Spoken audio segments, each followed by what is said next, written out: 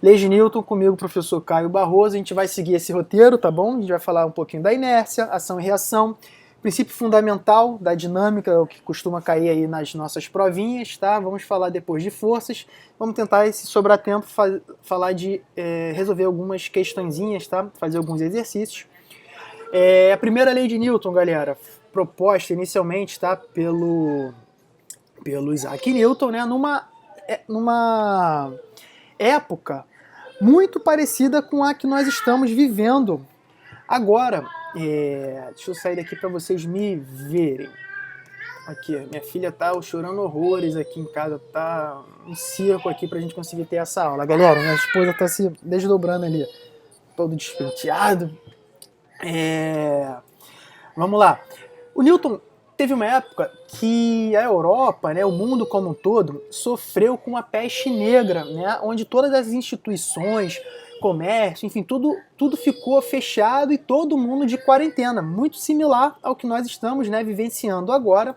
E nessa época que ele ficou de quarentena, ele produziu muito academicamente, né? Ele ficou uns 2, 3 anos ali na faculdade de Cambridge, né? Onde ele adquiriu uma enorme quantidade de conhecimento e não tinha onde, né, gastar energia, aplicar esse conhecimento na época que estava ali enclausurado na fazenda ali da sua família, né, em casa. Começou a fazer experimentos, teorias, estudos, enfim. Foi a época que ele elaborou inúmeros estudos na óptica, né, a ótica geométrica, que nós iremos estudar daqui a alguns dias. Ele elaborou o cálculo diferencial integral, uma matéria aí muito difícil para a galera da tecnologia, né?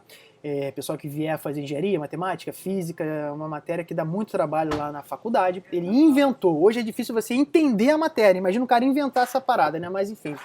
Ele fez um livro onde ele enunciava também nesse livro umas 3 leis da dinâmica, que são as 3 leis de Newton, tema da nossa aula de hoje. Na matemática ele falou do binômio de Newton, né? Enfim, ele fez muita coisa, tá? Nessa época que ele estava ali em quarentena em sua casa, tá? Muito parecido com o que vocês agora estão vivenciando, né? Diga-me aí o que vocês estão fazendo de produção, de produtivo nessa quarentena. Vocês só estão ali no Instagram, Facebook, jogando conversa fiada fora, ou vocês estão de fato produzindo alguma coisa, né? Já quero deixar aqui o parabéns para quem estiver assistindo a aula, que provavelmente está, né? Não está jogando conversa fora no Instagram, Facebook, pelo menos é o que eu acho, o que eu espero, o que eu estou aqui torcendo, né? Estou dando muita aula aí por esses aplicativos, né? E nem sempre eu consigo ver o aluno, né? Então, às vezes, ele entra, tá ali o nome dele, mas não aparece a imagem, né? Quem não me garante que ele só entrou e foi brincar no Facebook, WhatsApp, enfim, qualquer outra coisa, né? Espero que não seja um de vocês. Na hora que eu fizer uma pergunta, eu vejo quem está de fato assistindo ou não. O cara que não respondia nada é porque o cara está, né, em outros ares. E o cara que me respondeu é o cara que está aqui atento, tá? Mas é isso, o que vocês estão fazendo, o que vocês podem fazer para melhorar nessa fase que, se Deus quiser, vai passar logo, né? Pra gente voltar à nossa vida, né? Normal, né? Mas beleza, e voltando aqui aos slides, galera, qualquer dúvida me pergunta, fala comigo, hein? Ele definiu: se nenhuma força atua sobre o corpo, sua velocidade não pode mudar. Ou seja, o corpo não pode sofrer uma aceleração. Retirei essa definição desse livro Halliday, tá? Um livro muito usado aí na física, né?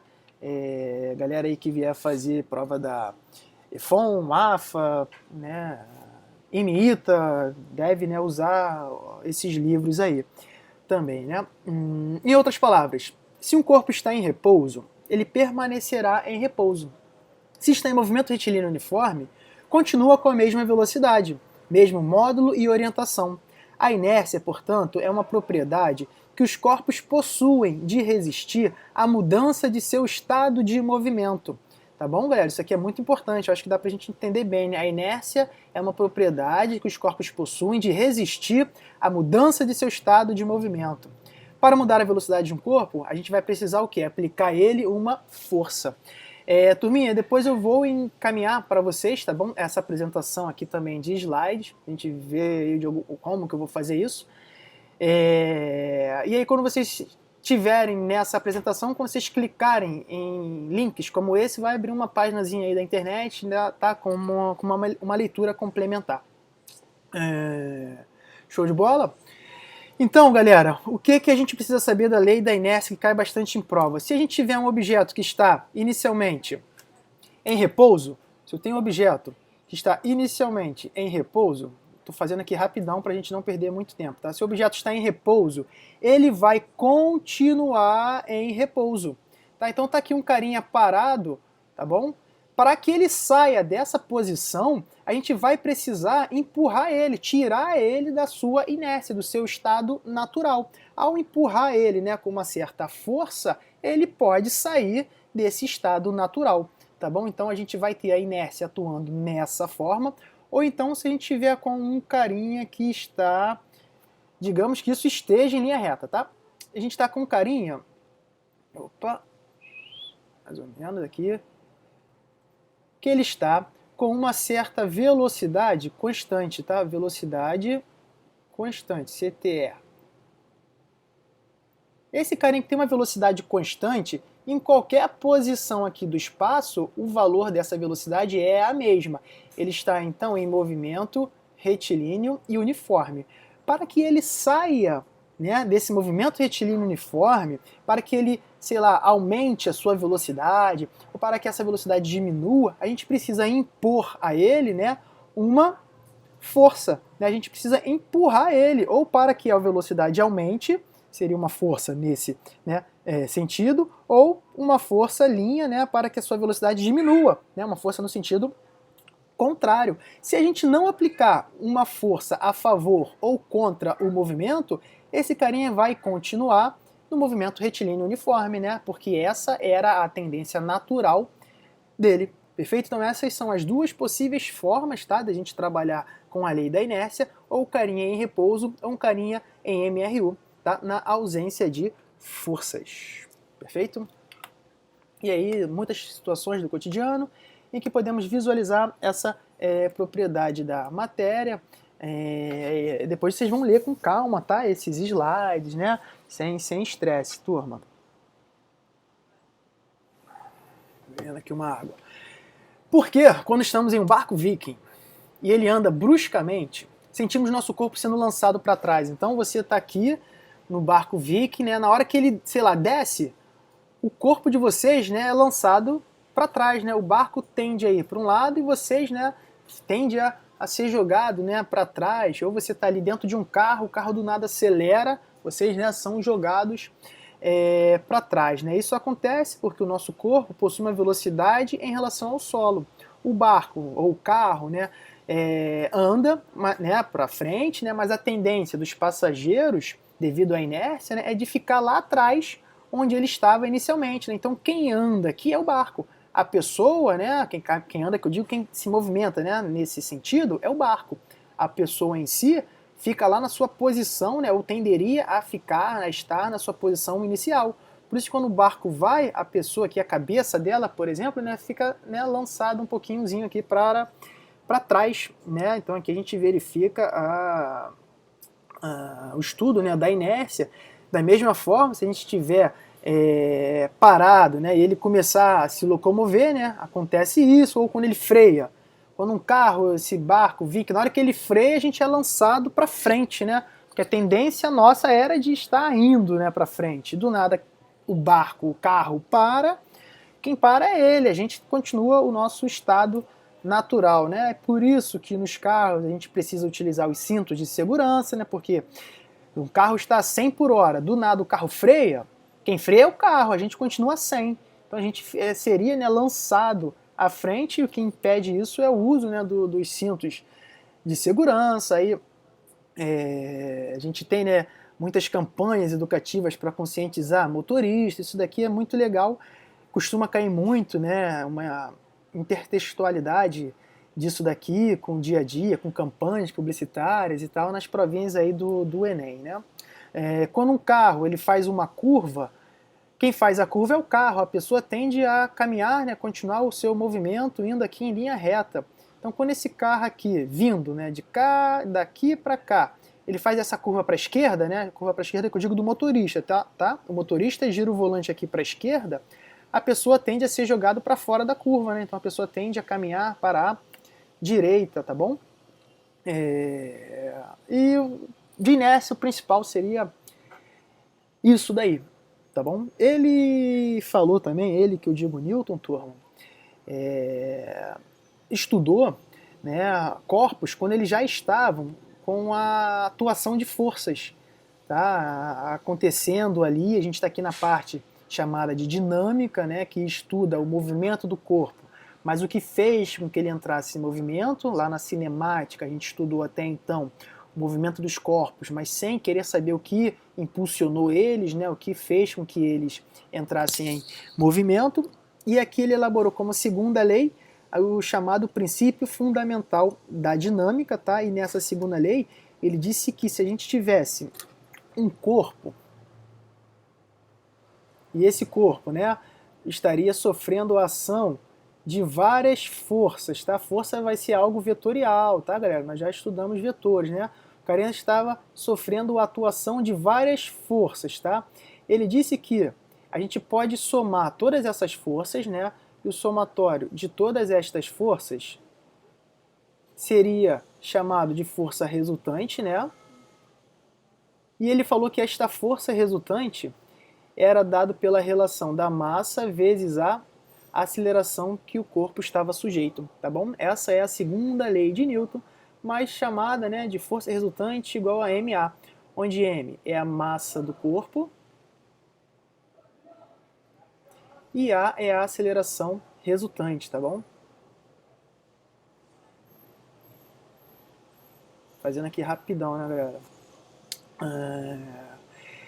No sistema internacional, galera, a aceleração, a gente sabe, né, que ela é dada em metro por segundo ao quadrado, e a massa no sistema internacional é dada em quilograma. Com isso, força vai ter como unidade do sistema internacional, alguém falou comigo, deixa eu ver aqui, alguém aqui pedindo para entrar.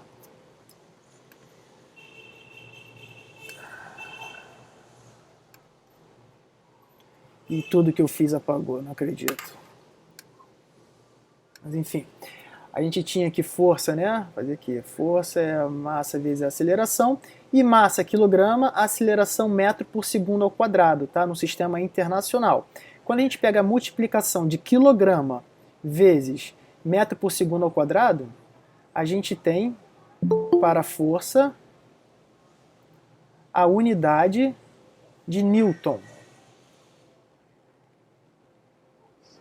Tá bom?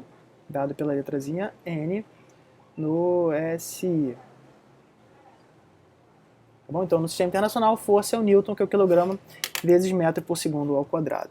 A terceira lei, galera, tem alguém aqui querendo, acho que, entrar na nossa aula? Onde é que tem aqui?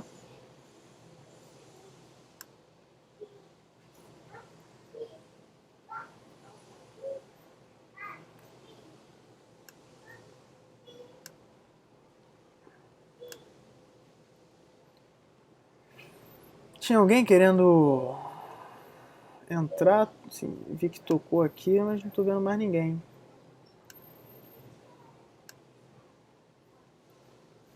Beleza. Vamos lá. A terceira lei, galera, muito importante também, é a chamada ação e reação, tá bom? Cai bastante em prova também, né, galera? Essa parte da dinâmica é uns 70%, 60%, 70% de qualquer provinha, tá? De física, tá? É isso daí. E aí, nessa terceira lei, a definição: a toda ação há sempre oposta uma reação igual, ou as ações mútuas de dois corpos, um sobre o outro, são sempre iguais e dirigidas para partes contrárias. Essa é a classificação do próprio Newton. Turminha, quando a gente tem esse exemplo, essa pessoa impulsiona, joga, né, empurra com uma força, essa outra desta forma, essa daqui sendo a ação, a gente vai ter que esta pessoa recebe esta força, tá? E impulsiona também essa daqui com esta reação, tá? É filhinha. Aqui a gente tem o desenho da ação e da reação. Digamos que essa pessoa esteja parada, não faça nada. Essa daqui empurra, tá bom? Então ela faz a ação. Essa daqui reage e empurra essa pessoa de volta, tá bom? Aqui a gente tem a ação e aqui a gente vai ter a reação. Estas forças, elas vão possuir o mesmo módulo, tá bom? Ação e reação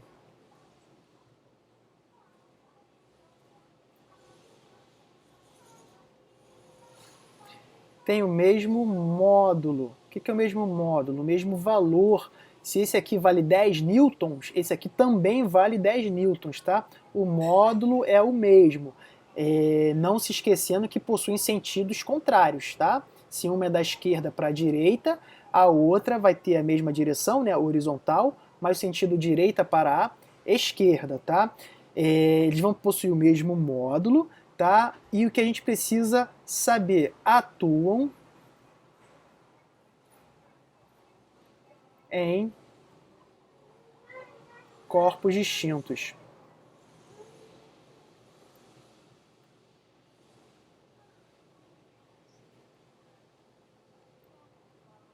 Ação e reação, galera, ação e reação, isso é muito importante, cai muito em prova. Ação e reação nunca atuam no mesmo corpo, tá? No mesmo corpo. Isso é importante pra caramba, galera, tá? Ação e reação nunca atuam no mesmo corpo, tá? Sempre em corpo diferente, tá bom? Vou falar um pouquinho mais daqui a pouco sobre isso, tá? Quando eu falar de força normal, a gente estudar força-peso, enfim, vou falar sobre isso. Mas o que a gente precisa saber, possui o mesmo módulo, tá? Atua em corpos diferentes. Então, se uma está atuando nessa pessoa, a outra está atuando nessa. São corpos diferentes, tá? Atuam em corpos diferentes, então eles nunca vão atuar no mesmo corpo. Precisamos saber também sobre isso. Vou botar aqui, ó. Ação e reação, galera, jamais, nunca vão se anular. Isso aqui é só questão de prova, só bizu bom, tá bom? Jamais se anulam ação e reação, tá bom? Porque estão atuando em corpos diferentes, né? Continuando. Se um corpo A exerce sobre um corpo B uma força F de A em B, tá aqui, é F de A em B, então o corpo B também exerce sobre o corpo A uma força F de B em A. De mesmo modo, tá, que suas forças, que essas duas forças têm o mesmo módulo, a mesma direção e sentidos contrários, tá? Tudo que eu já falei, tá bom? Se uma vale 10 newtons, o módulo da outra também é 10, né? Sentido negativo, só para falar que possui sentidos aí contrários. Esse daqui eu adotei como referencial positivo, né? Então esse daqui vai ser o referencial negativo. Show de bola? De acordo com Newton, as forças aparecem sempre em pares. Elas são interações entre corpos. Newton chamou esse par de forças ação e reação, tá? Corpos distintos e, portanto, não se cancelam, tudo que eu já tinha mencionado, né, a vocês, tá bom? Aqui a gente tem, olha, deixa eu ver. O fato, isso aqui é legal. O fato de ação, toda hora eu estou ouvindo alguém, eu acho que está querendo entrar, né, na aula. Eu não sei, tem alguém que falou comigo? Quem falou comigo? Por isso é possível pegar impulso numa virada olímpica, por exemplo. Sim, sim. Eu estou empurrando, né, a borda, né, da piscina, né? Eu vou para um lado, a borda iria, né, para o outro, tá? Mas vou falar exatamente sobre isso agora nesse slide, tá?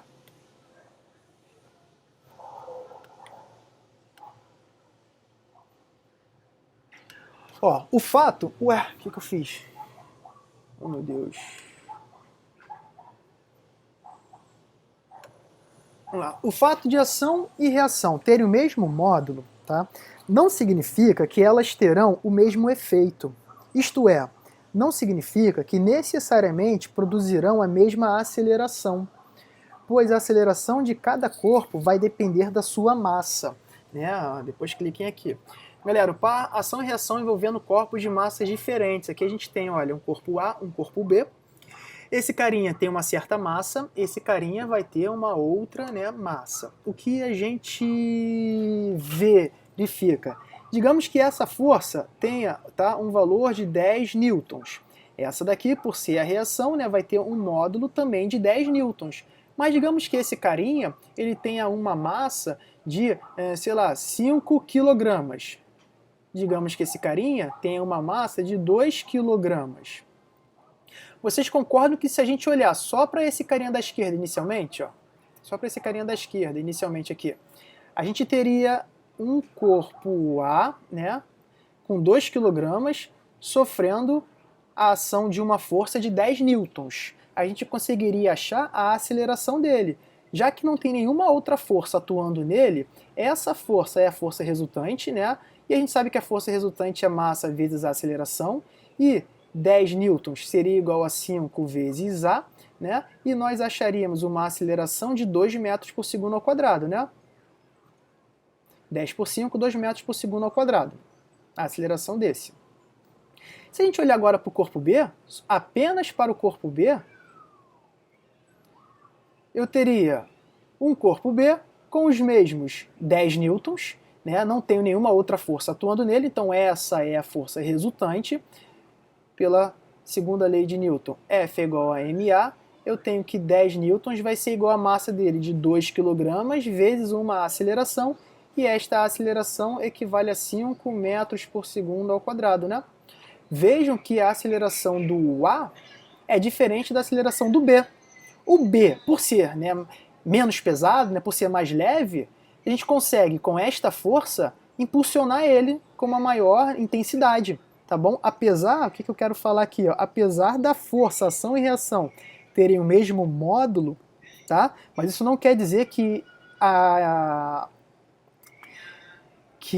essa força vai produzir, né, a mesma aceleração em dois corpos. No exemplo aí que o nosso amigo nos perguntou, né, de você empurrando a borda da piscina, você impulsiona a borda da piscina, você muda o sentido da sua velocidade, então você tem ali uma força, né, que vai atuar ali, e a reação que está na borda, não acontece nada com ela, a borda fica parada. Né? Apesar de você ser impulsionado para um lado, né, a borda atua nela uma força, mas essa força não é capaz de tirar ela da sua inércia. Né? Ela continua ali no estado, no seu equilíbrio estático, né? Continua ali em repouso. Entenderam isso? Legalzinho, né? Isso cai bastante em prova, tá? Exemplos de situações envolvendo aí a terceira lei de Newton, cabo de guerra, né? Deixa eu beber uma água, galera. Uma turma puxa pessoas para um lado, essas pessoas vão tender a puxar para o outro, né? A gente verifica que quando a gente puxa para um lado, essas pessoas tendem, né, a seguir, né, esse trajeto também.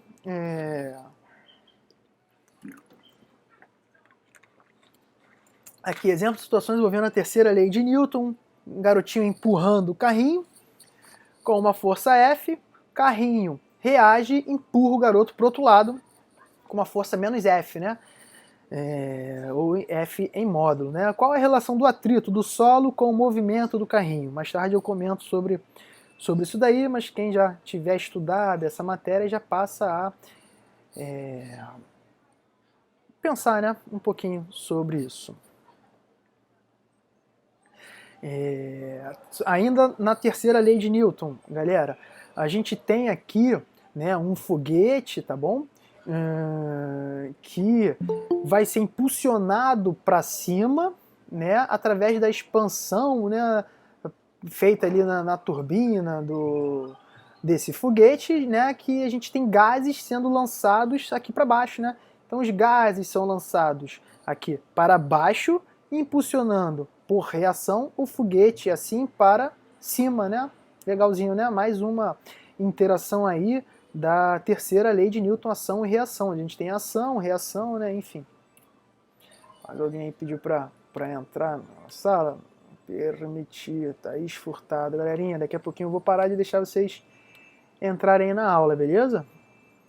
Pra gente não atrapalhar aqui o fluxo. E aí, ação. O pneu empurra a estrada. Reação, a estrada empurra o pneu. Uns parezinhos ação e reação, né?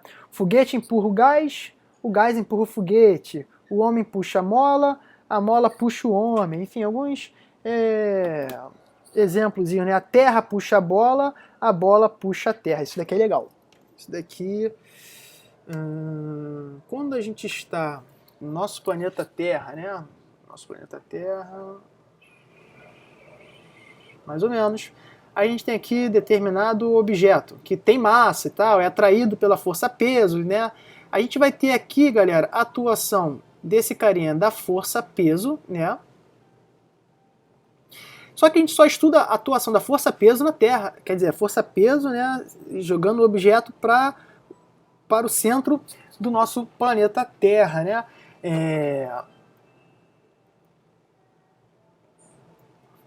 E aqui um corpo qualquer, né? Corpo, fazendo rapidaço.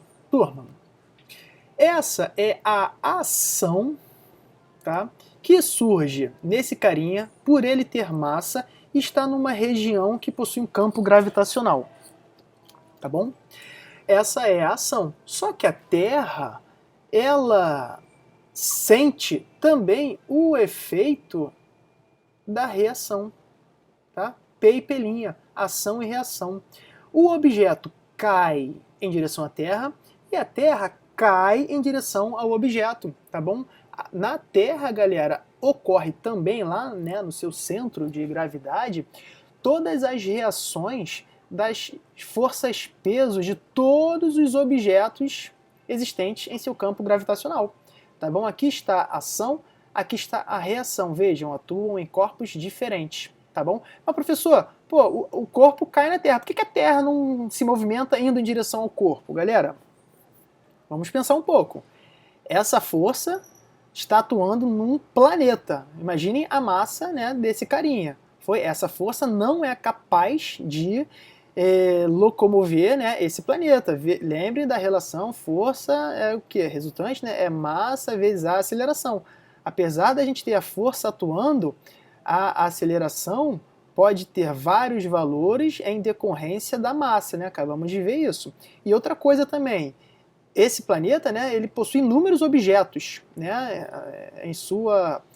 envolvendo, né, ele. Então a gente vai ter aqui várias forças pesos, né, reações às forças pesos de cada um desses corpos atuando. Somatório de tudo quase que dá zero também, beleza? Então é mais uma possível interpretação do porquê dela não se locomover, mas se a gente só tivesse um carinha aqui, ele não iria, né, a Terra não iria para a direita, devido à enorme massa, tá, aqui existente nele, tá? Aí, dúvidas até agora, galera? Vamos pra cá. Todo mundo entendeu? Tranquilo? Fala comigo. Hein? Tranquilo, tranquilo? Responda aí. Tranquilo, tranquilo? Beleza.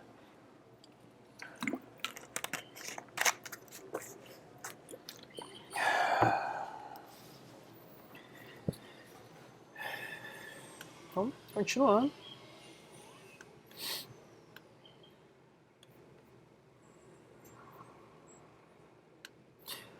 Num dia frio, chuvoso, a bateria do seu carro não funciona e você tem que empurrar o veículo para movimentá-lo até que o motor pegue. É o tranco, né? Por que você não pode colocar o carro em movimento, permanecendo sentado confortavelmente no banco, empurrando contra o painel de instrumento o veículo? Entenderam o que aconteceu aqui? Tu está dentro do carro ali, no banco, está empurrando o painel. Por que você não pode empurrar o carro dessa maneira? Você tem que ir lá para fora do carro e empurrar ele, né? Porque um livro em repouso sobre uma mesa jamais se acelera espontaneamente, em resposta aos trilhões de forças interatômicas que atuam em seu interior. E aí, pensem sobre isso, né? Já respondi aqui na aula de hoje, né? Isso daí. Outras perguntas aí. O que faz um corpo mudar o seu estado de equilíbrio, sair do repouso, por exemplo? O que faz com que ele saia do repouso? É a atuação, né, de uma força. Por que os astronautas parecem flutuar quando eles estão ali no espaço? E aí? Eu digo a vocês que eles estão tão distantes, né, que a força-peso aqui atuando nele é muito pequena em relação às outras forças, tá? De tal forma que o somatório vetorial dele é zero. E aí ele fica em repouso ou em movimento retilíneo uniforme, tá bom? Lembrando, né, quando a gente tem, galera, uma força resultante, ó, uma força resultante sendo igual a zero, eu sei que força resultante é massa vezes a aceleração. Se esse cara é zero, é porque a aceleração dele é zero, né? Porque a massa não vai ser zero. Foi? Se esse cara é zero, a aceleração é zero. Quando a aceleração é zero, a gente tem que a velocidade ela é constante. Show? Visto que a aceleração é dada pela variação da velocidade, né, o ΔV no tempo, né? Variação da velocidade no tempo. Se esse cara não varia, né, a variação é zero, zero que divide qualquer coisa é zero, então a aceleração é zero. Ou seja, quando a velocidade é constante, não sofre variação, a aceleração é zero, força é zero, o carinha ou vai estar em repouso, né? Se a velocidade for zero, o cara está parado, em repouso, ou ele está caminhando com a velocidade sempre constante, tá bom? Porque quem está do outro lado do mundo não cai para baixo? Vamos lá. Força. Qualquer agente capaz de produzir num corpo uma aceleração ou uma deformação.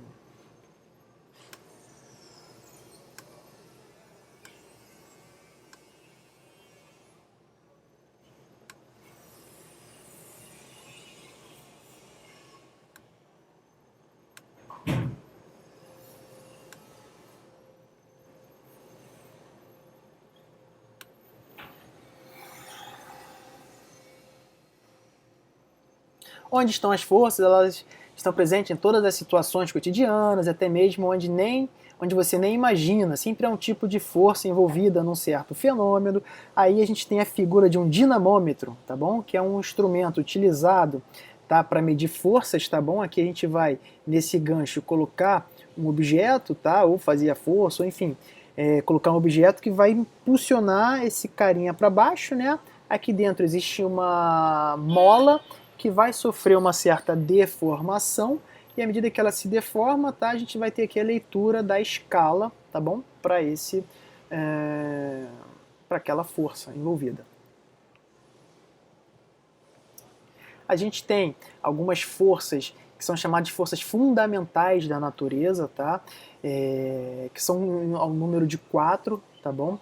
Citadas aí em ordem decrescente de intensidade. Primeira delas, força nuclear, chamada de força nuclear forte. Ela é responsável por manter o núcleo do átomo coeso. A gente estuda, né, lá em química, né? Quando eu tenho um átomo, galera, a gente tem aqui o átomo, né, de hidrogênio, né, um próton no seu núcleo, né, com um elétron na sua camada de valência, né? Se não me engano é isso daqui, um próton e um elétron, enfim.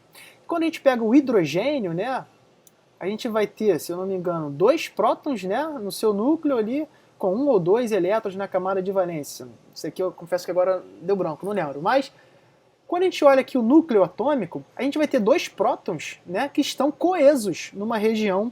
Só que a gente sabe que partículas de mesmo sinal se repelem, né, eletricamente. Então está acontecendo aqui, vejam, entre esses 2 prótons, uma enorme força de repulsão, né, galera? Imagina os outros elementos químicos, né, que vão possuir mais cargas elétricas, né, em seu núcleo atômico. O que faz com que elas fiquem ali presas, coesas? Qual é essa força? É essa daqui. É a chamada força nuclear forte. Tá bom? Aí existe aqui uma partícula subatômica chamada gluon, tá? Que vem do inglês glue, de cola, né? Que é essa partícula que prende, que segura essas duas, tá bom? Muito estudada essa parte em física de partículas, enfim, na física aí do ensino superior, bem legal. E a gente vê que é uma força para conseguir segurar essas duas partículas, é uma força que de fato tem que ser muito forte, né? A próxima força existente aí no universo, galera, vamos ver, dá para ir? Travou aqui, deu uma travada, daqui a pouquinho vai passar uns 3 slides de uma vez só, como eu falei, viu? Voltando. A próxima, a força nuclear fraca, tá? É a força que separa, reparte, tá bom? As partículas. Força eletromagnética, força de interação entre partículas que possuem carga elétrica, tá? A gente estuda a eletricidade, a gente estuda o magnetismo, tá? E todas elas fazem parte da mesma interação, que é a força eletromagnética. A próxima é a força gravitacional, tá bom? A força gravitacional também é uma interação, né, dessas forças fundamentais.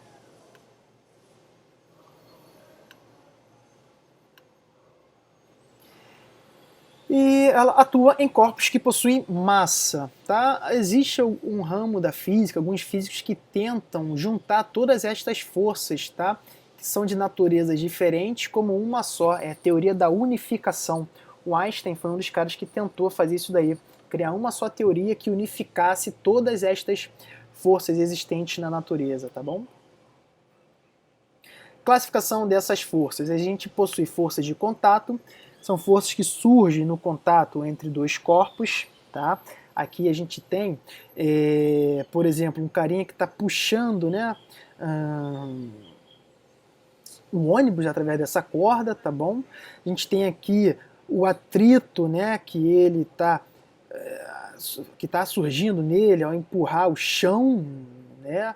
Enfim, quando a gente tiver corpos que estão em contato, de duas criancinhas, teremos forças chamadas de forças de contato. Tá? A mais conhecida, né, mais usada, é a força de contato normal, tá bom?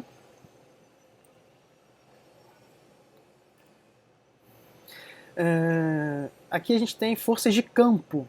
São forças que atuam a longas distâncias, tá? Dispensando assim o contato. Exemplo, a força magnética, a força elétrica, a força gravitacional, tá bom? Aqui está a foto de um ímã, né? Aqui um satélite onde a gente tem atuação nele, por exemplo, da força gravitacional, né? São tipos de forças que os corpos não precisam estar, tá bom, em contato um com o outro, tá? Aí a força resultante é a soma vetorial das forças atuantes sobre o corpo. Então, se eu tiver um corpo e ali nele tiver atuação de várias forças, tá bom? Tem aqui F1, F2, F3, F4, Fn, N forças. O somatório vetorial de todas elas é dado pela força resultante, tá? Como se a gente tivesse no carinha apenas uma força atuando e essa força representa todas as outras. Tá? Como se estivesse realizando o mesmo trabalho. Se a gente tiver forças que estão no mesmo sentido, na mesma direção e mesmo sentido, o cálculo da força resultante é só somar os dois valores, tá bom? E a resultante vai ter a mesma direção e sentido das outras duas, isso é bem tranquilo, né? A gente estudou vetores. Se tiverem sentidos opostos, turma, a gente vai diminuir uma da outra, né? A maior da menor, tá bom? E a força resultante vai ter direção e sentido, né? Da maior, do módulo da maior força. Se forem perpendiculares entre si, a gente vai cair, né? Regra do polígono, regra do paralelogramo, lei dos cossenos, né? Ou Pitágoras, né, se o ângulo entre as duas forças for, né, 90 graus.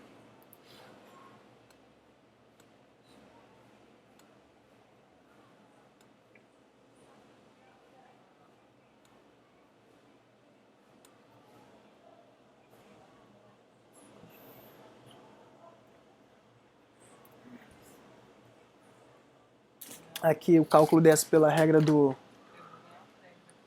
polígono, né? A gente tem essa força resultante, né?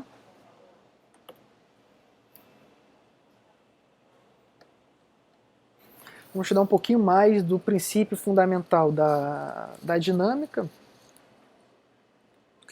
E aí o princípio falado pelo Newton, a gente tem aqui um exemplo, uma força de 1 Newton é o equivalente a promover a um corpo de 1 kg uma aceleração de 1 metro por segundo ao quadrado, tá bom? Isso que é o equivalente ao 1 Newton. Percebemos que massa e aceleração são grandezas inversamente proporcionais, né? Se eu tiver aqui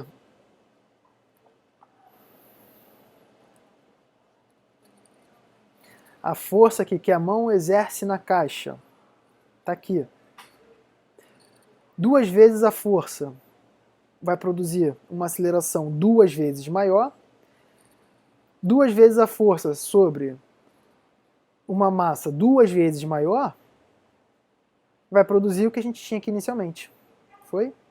Então aumentou a força, aumenta a aceleração, aumentou a massa, né? Diminui a aceleração. Grandezas diretamente e inversamente aí, proporcionais. E aí o nosso Einstein, que falou o seguinte, ó.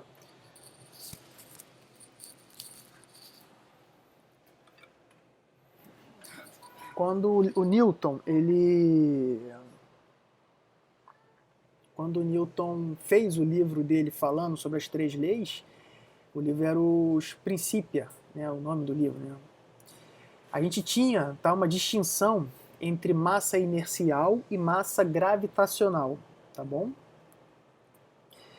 E essa diferença foi superada pela teoria da relatividade geral proposta pelo Einstein, que se baseia no fato de que a massa é justamente o conceito que mede 2 variáveis distintas, a inércia e a gravitação.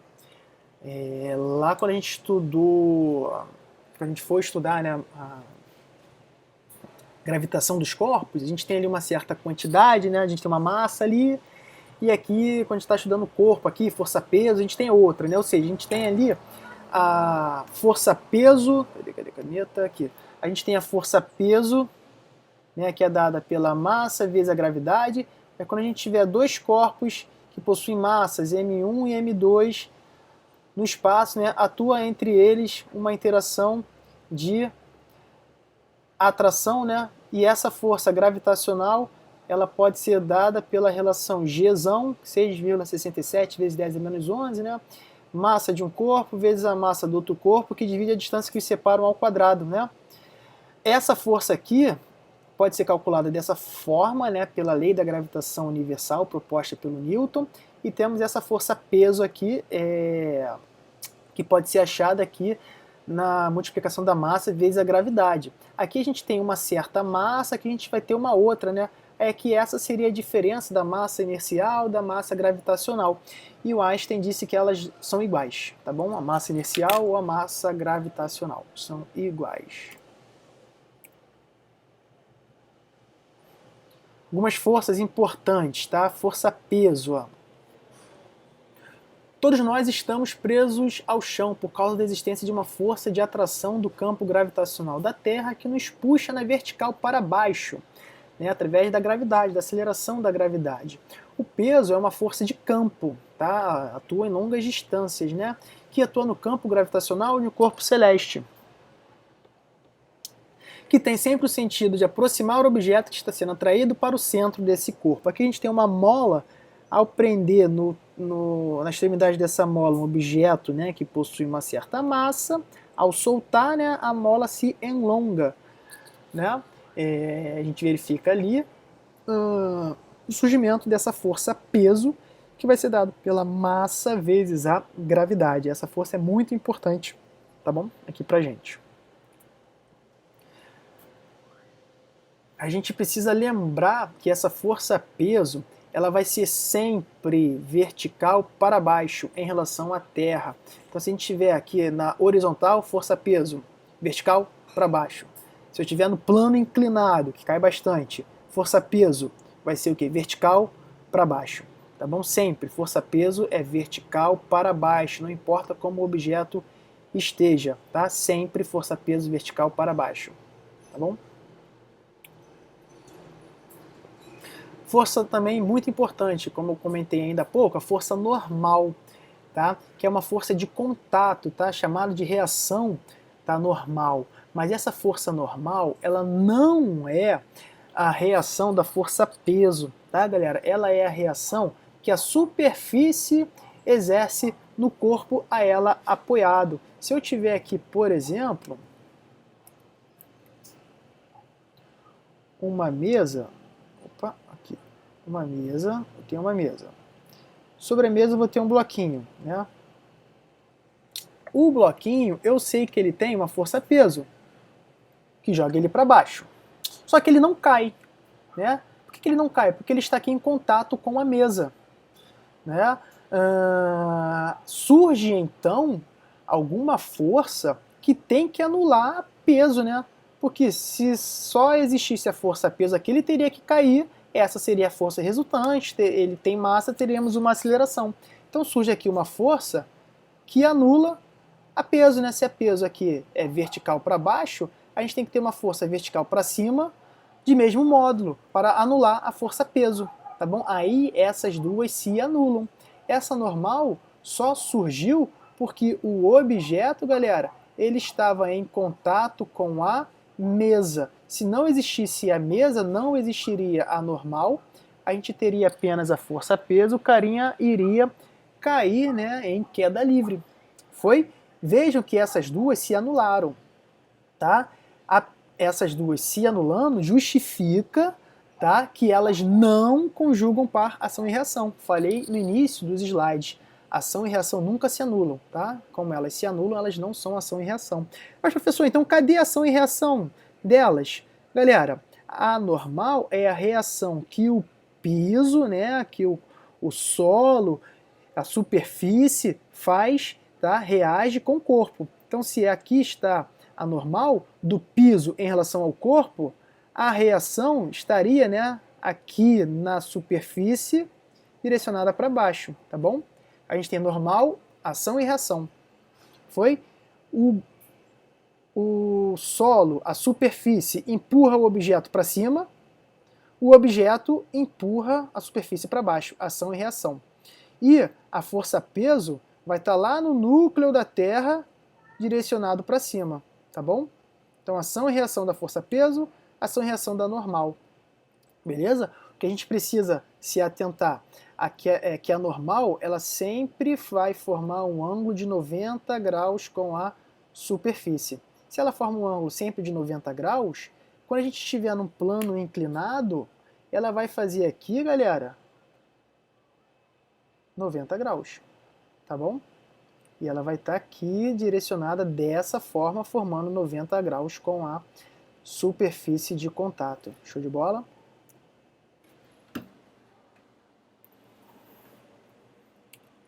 Deu aqui uma travada, daqui a pouco vai passar uns 2 slides para frente, vamos ver.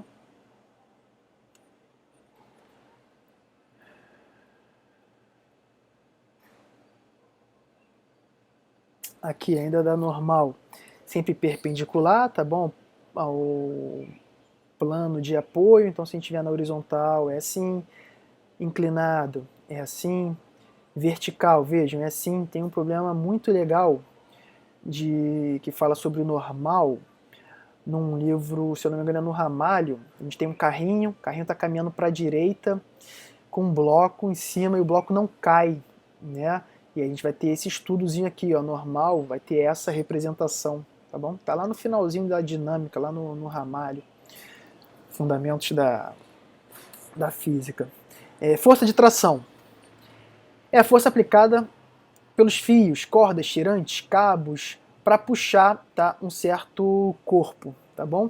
Esse fio transmissor é considerado nos nossos exercícios, em grande maioria, tá, ideal, tá bom? Quando ele é inextensível, flexível e de massa desprezível.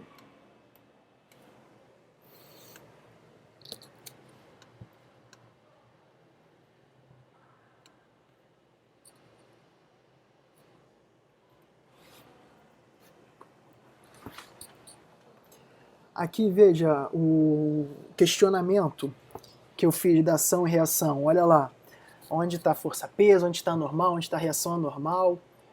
A reação, que eu digo a força normal, tá bom? Já mencionei aí para vocês.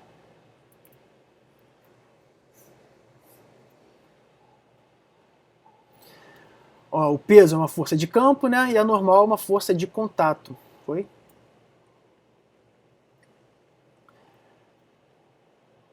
Mas ainda continuando nessa historinha que muitos alunos se confundem, tá bom? Sobre isso. Depois vocês leem com calma. Isso daí, tática para resolução de problemas. A gente vai fazer um esquema desenhando simples situações. A gente vai escolher um sistema de referência, x e y. A gente vai isolar os corpos e fazer um diagrama de forças atuantes em cada corpo, tá bom? Se o corpo tem massa, existirá uma força-peso, lembrando disso. Se o corpo está em contato com a superfície, terá uma força normal. Se existem fios puxando corpos, existirão forças de tração. Acha os componentes de cada força ao longo dos eixos de coordenadas do sistema escolhido, caso as forças estejam em direções diferentes. Isso daqui é muito legal no plano inclinado, né? E parte para a segunda lei de Newton, em cada corpo aí, em relação à direção do sistema de coordenadas, e examina o sentido. Isso daqui, na hora da resolução, a gente entende melhor, né? Vamos exercitar um pouquinho para colocar isso em prática. Olha aí essa questãozinha do exemplo 1. Leiam o seu enunciado. A figura abaixo mostra 3 caixotes com massa M1 de 45 kg, tá aqui, ó, M2 22 kg e M3 33 kg, apoiados sobre uma superfície horizontal, sem atrito. Uma força horizontal de intensidade 50 newtons, que é essa daqui, empurra os caixotes para a direita. Tá bom. Determine qual a aceleração adquirida pelos caixotes. Na B, ache a força exercida por M2 em M3. Na C, ache a força exercida por M1 em M2. Vamos lá. Seguindo os passos anteriores, a gente consegue resolver o problema sem dificuldade. Primeiro, ó, coloca aqui, faço o esquema, desenhando a situação, né, que já foi dado na própria questão. Faz os planos XY, né, o plano XY, o eixo aí de coordenadas. Isola os corpos, né, a gente tem massa 1, massa 2, massa 3, e as forças que atuam neles. Na massa 1, a gente tem o peso 1 e a norma 1. A mesma coisa no 2 e no 3. A gente tem a força atuando, né, no 1. Esse carinha, o 1, empurra o 2. Então a gente tem aqui a força que o 1 faz no 2 e o 2 reage no 1. Então a gente vai ter a força que o 2 atua no 1. Foi? Então aqui estão as forças atuantes no primeiro corpo. No segundo, já desenhei essa. Ele recebe uma força do 1 e empurra o 3. Então aqui no 3 a gente vai ter a F23, o 3 reage e empurra o 2 de volta, a F32. Tá bom? Então aqui a gente já vai ter o desenho das 3 forças atuantes, né, nesses carinhas, que já seria o passo 3, tá bom? Essa resolução dessa forma é muito útil nas próximas questões, tá? Acha as componentes de cada força ao longo dos eixos. Todas aí já estão no X ou no Y, não tem nenhuma força inclinada. Aplica a segunda lei de Newton para cada um deles. Como não há movimento em Y, a força resultante em Y, na vertical, né, é zero. Logo, a força peso do 1 é igual a normal 1, peso do 2 é igual a normal 2, peso do 3 é igual a normal 3. Já que os objetos, né, não se locomovem em Y, o somatório vetorial em Y é zero. Então, normal 1 é P1, normal 2 é P2, normal 3 é P3. Aqui eu pulei aqui um. Cadê? Calma aí. Né, que é isso daqui. A gente vai ter no eixo X a segunda lei de Newton para cada corpo. Nesse carinha aqui, quais são as forças que atuam nele no eixo X? F e F21. Nesse daqui, F12, F32. Nesse daqui, F23. Né? Bem legalzinho. Aí aqui tem uma forma que eu coloquei para resolver essa questão, que vai cair num sistema, tá? Muito fácil de acompanhar, tá bom? Você tem as forças atuantes em cada um dos corpos, tá? Ao somar todas elas, você tem, né, a força resultante que atua no conjunto, sendo dado pela massa do conjunto vezes a aceleração. Esse daqui a gente pode resolver desse jeito, galera, ou então dessa forma aqui, ó. Quando eu tenho o conjunto, aqui, né, vamos aqui que eu tenho vários corpos unidos, né?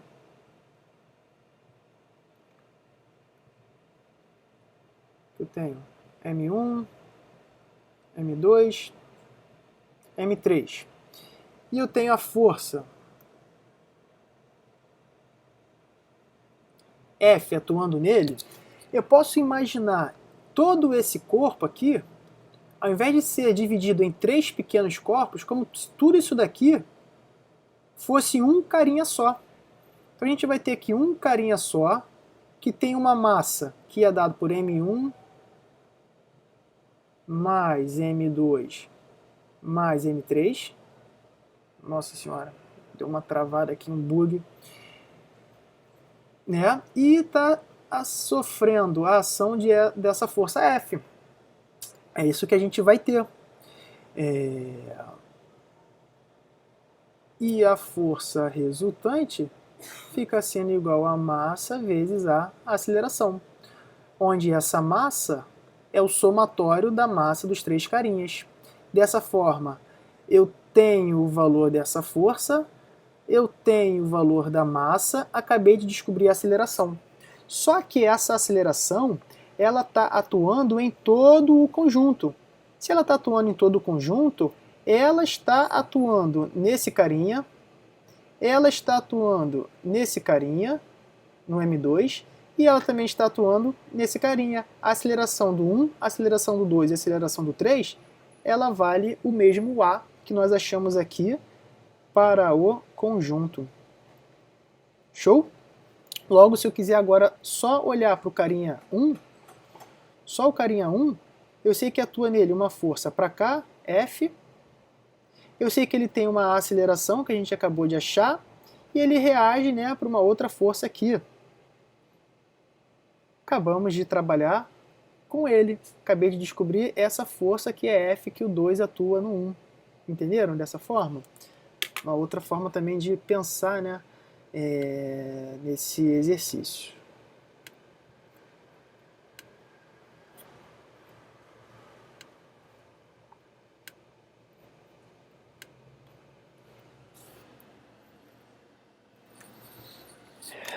Toma água.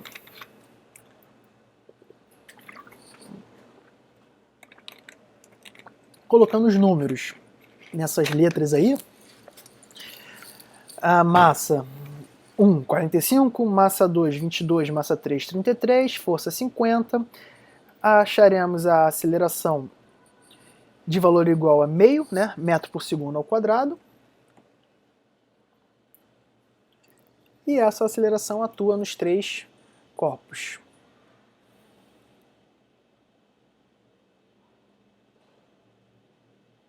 Na B, ache a força exercida pelo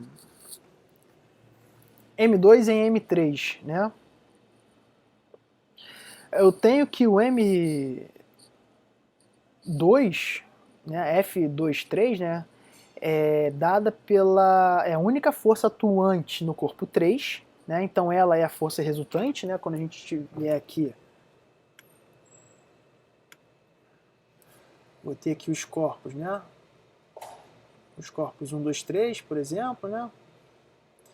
1, 2, 3. Se eu pegar só esse daqui, o 2 empurra o 3, e no carinha 3 a gente só vai ter, né, atuando nele a F do 2 e do 3. Então essa é a força resultante. Se ela é a força resultante, eu sei que força resultante é igual a massa dele, que é a massa do 3, vezes a aceleração dele. Só que a aceleração dele é a aceleração que nós já achamos inicialmente, 0,5. É isso que está aqui. A gente acha o valor desta força. Show? Com o mesmo pensamento, na C, eu acho a força que o 1 faz no 2, tá? Que vai dar 27,5. Uma questãozinha de vestibular da FUVEST. Na pesagem de um caminhão no posto fiscal de uma estrada, são utilizadas 3 balanças. Sobre cada balança são posicionadas todas as rodas de um mesmo eixo. As balanças indicam 30.000 newtons, 20.000 newtons e 10.000 newtons. Aqui seria um E, tá bom? E 10.000 newtons.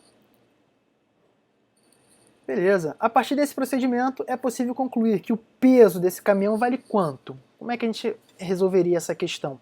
Eu tenho balanças que estão aqui nos eixos, né? E cada uma dessas balanças que estão aqui sob as rodas estão calculando 30, 20 e 10.000 newtons. O peso total, galera, vai ser o somatório, né, de todos esses valores, correto? Que iremos ter como resultado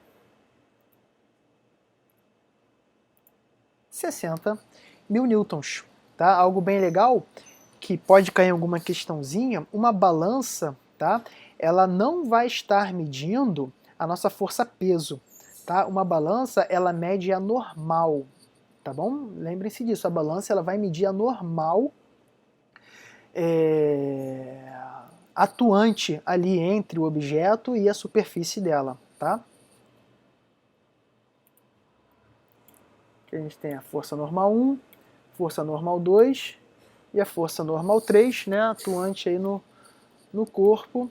Como o caminhão ele está em repouso, né, no eixo Y, eu tenho que todas as forças somadas para cima são iguais, né, à força somada para baixo. Por isso que o peso fica sendo igual a normal, tá bom?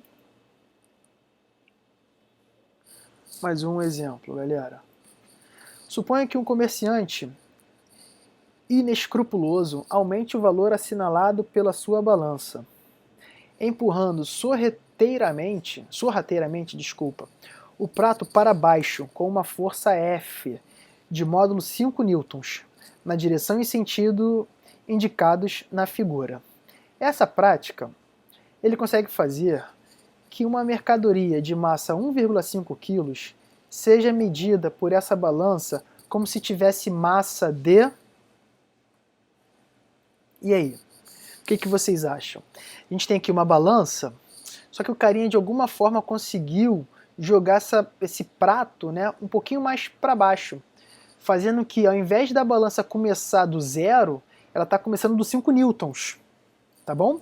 Então quando você colocar um objeto aqui em cima, né, a leitura, né, da sua massa, ela não vai ser completamente real, né? Ela vai estar errada, porque a balança não estava o quê? Partindo do 0. Tá bom? Ela já estava, né, com um valor um pouquinho aí a mais. Aí se eu puser uma massa de 1,5 kg, a balança vai estar nos fornecendo uma leitura de qual valor? Vocês entenderam? Eu botei aqui um objeto de 1,5, mas ao invés de aparecer 1,5, está aparecendo um outro valor, maior, né? E qual seria esse valor? Como é que vocês resolveriam isso, galera? Vamos fazer? A força que o carinha executa, tá? Ela está fazendo um ângulo de 37 graus, né, com a horizontal. Perfeito? Que é isso dali, ó. O que muda no valor da balança é apenas a força que joga o prato para baixo, né? O que está jogando o prato para baixo é o FY, certo? Aqui está errado, né? FY e FX estão em valores trocados, tá? O que muda é o FY.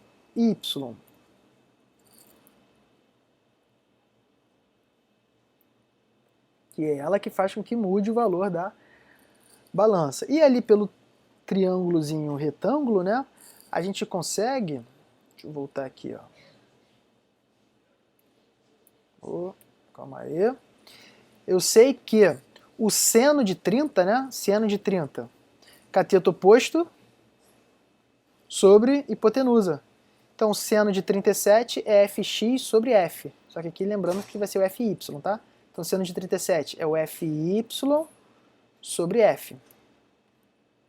Por isso que seno de 37 é Fy sobre F Ou seja, o FY, eu sei que aqui está x, tá, turma? Eu estou falando y porque lá na figura estava errado e não percebi e fiz todo esse cálculo sendo fx, mas é FY, tá? O FY vai ser o f vezes o seno de 37, ele dá o valor do f de valor igual a 5, no enunciado dá o valor do seno de 37,06, a gente vai ter um acréscimo de 3 newtons. Show? Então a balança ela sofre um acréscimo de 3 newtons. Logo, o peso que aparece lá pra gente, é um chamado de peso aparente, ele vai ser dado pelo somatório do peso do objeto que está sendo colocado sobre o prato, mais SFY. Show? Logo, a gente vai ter como peso aparente mg mais 3 newtons. A massa do objeto é 1,5 kg, a aceleração da gravidade 10, 10 mais 10 que multiplica 1,5 mais 3, nos fornece como resultado um peso aparente de 18 newtons, tá bom? Ou seja, a gente está colocando lá algo de 15 newtons e a gente está pagando por algo de 18 newtons. Brincadeira, né? Acontece, tem que ficar esperto, né? Ficar ligado aí no dia a dia. Show? Ou seja, a gente está comprando algo de 1,5 kg e a gente está pagando algo de 1,8 kg.